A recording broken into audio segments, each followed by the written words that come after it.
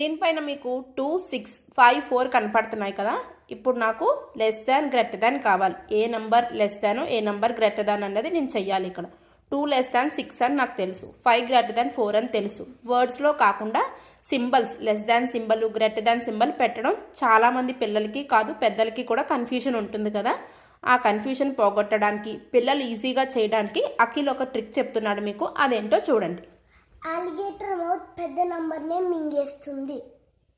ఇది alligator mouth అనుకుంటే alligator mouth ఎప్పుడూ కూడా పెద్ద నంబర్ని మింగేస్తుంది. అలిగేటర్ మౌత్ ఎప్పుడు పెద్ద నంబర్నే మింగేస్తుంది.